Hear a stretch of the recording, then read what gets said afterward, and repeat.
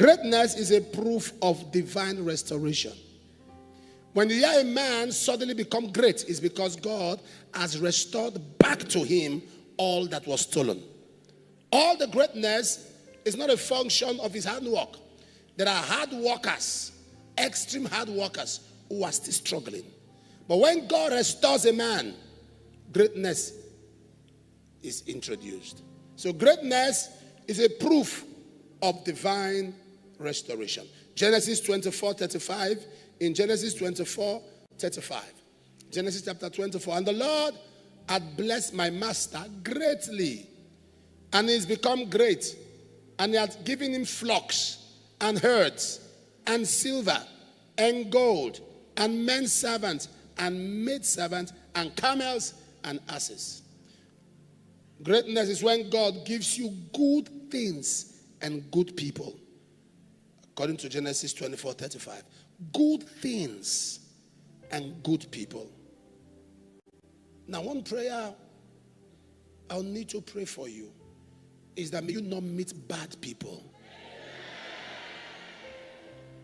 May you not meet evil people. See, no matter how kind, how good, how planned your life is, how organized your life is, a bad person you meet can change you into what you originally were not. A bad person can scatter your plans. Can scatter. Somebody says before it's so time, before the end of this year, he wants to achieve this and that, and he meets a bad person. And rather than achieving his goal, he begins to solve problems. But what is greatness? When God gives you good things and good people. There are people that have good things, but they don't have good people. Good people are assets. Good people. Assets. He said, God has blessed my master, giving herds, cattle,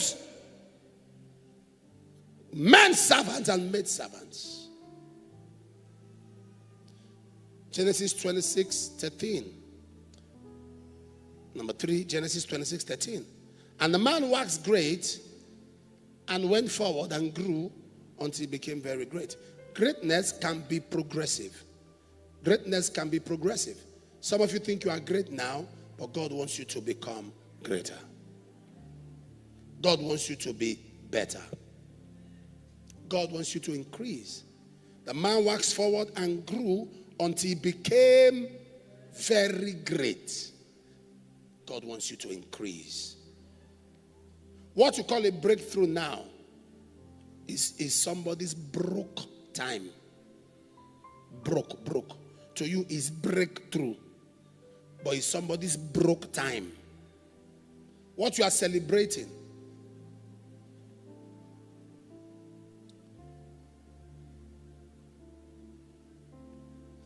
We see cars around Nigeria that people are celebrating. Lamborghini, Rolls Royce, Bugatti.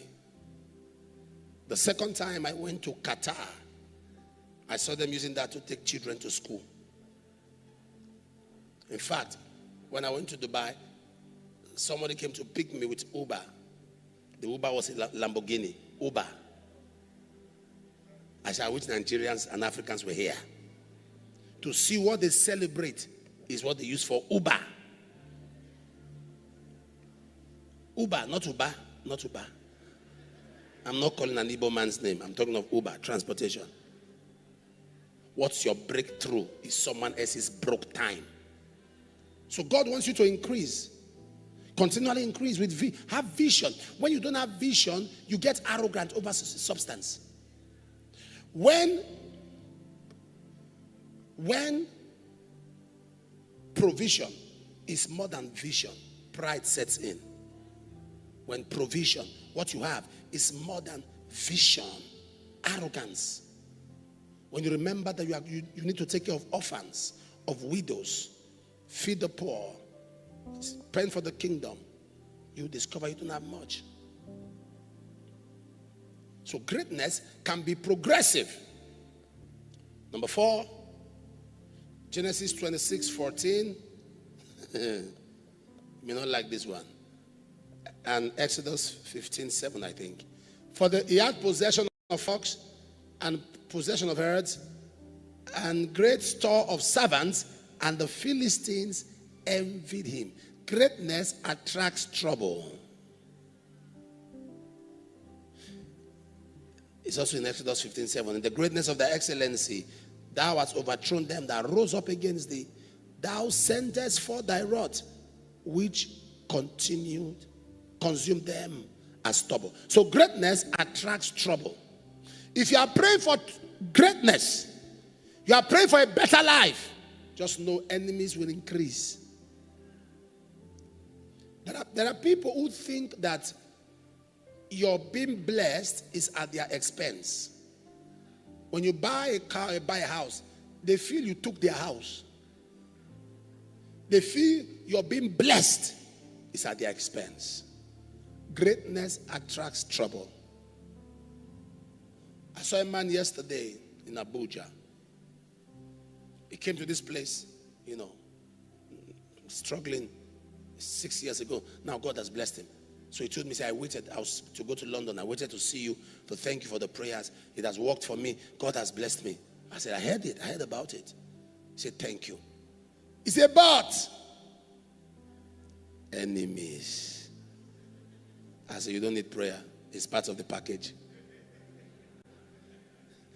He said, I don't need prayer. I said, no, it's part of the package. Just be sensitive. Because there's no level. Every new level brings a new devil. There's no level in life. If you don't want trouble again, you don't want enemies, just look for another world. No, create your own earth. Look for clay, carry clay. And just leave this world, that you are tired of this world. Carry clay, mud, and go and create your own galaxy. Because so long you are in this world and God blesses you. Now, the part that you should worry about is if nothing is happening in your life and you have enemies. If you are stranded and you are envied, that's witchcraft. Something is wrong. You are broke, you are poor, you are stranded, and you have enemies. Why? What are they envious about? But when you are genuinely blessed by God, it's going to attract a lot of enemies. Because we are in a world that is selfish, that is self-centered. And I've told all of us here, every human is selfish. The problem we have is when people get self-centered. Every human, you sitting down, you are selfish. Me talking to you, selfish. We all selfish, but not where you become self-centered. I've told you, if you take a group picture, if you take a picture with 20 people and you are in that picture, and the picture comes out, who do you look for first? Your friends? You look for yourself. And if you don't look good, the picture is bad. Am I correct? Just say they're taking the picture and your face was down and everybody was smiling. How would you feel? You see, this picture is not nice. Because you are not. You can let it slide. Where there is where there is problem is when you now say, tear it.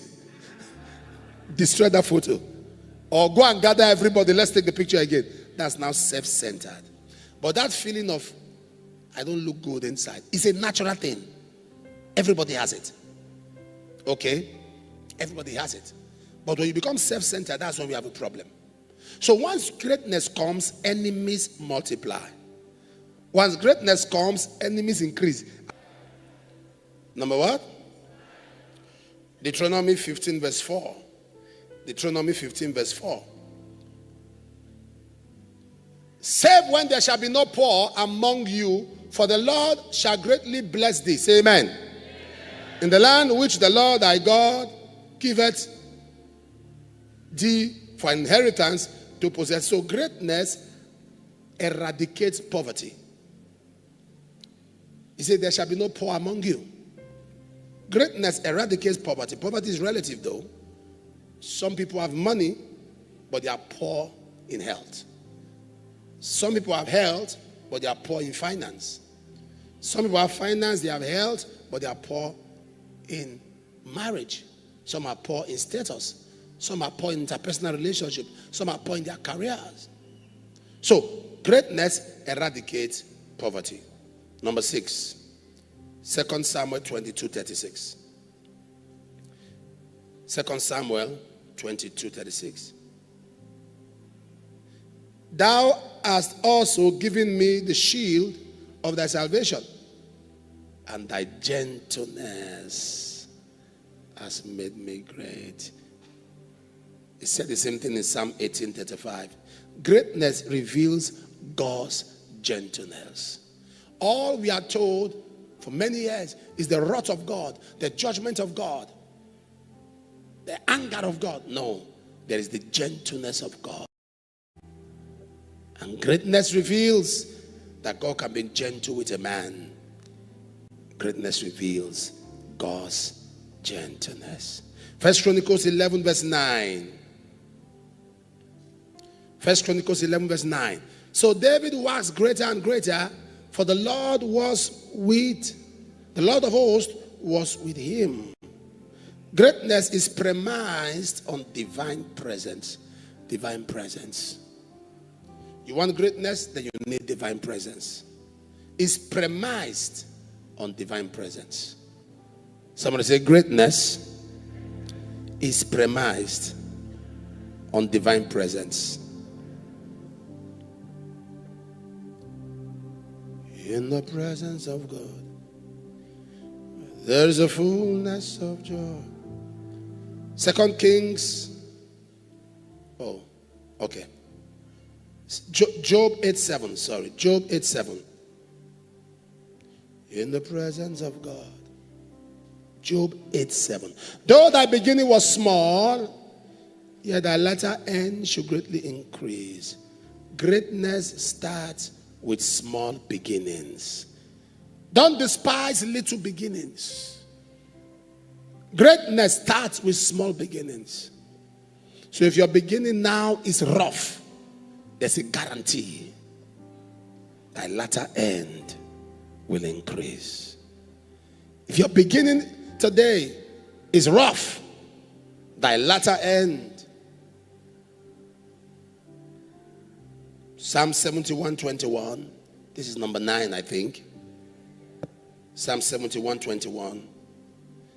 Thou shalt increase my greatness. Say amen.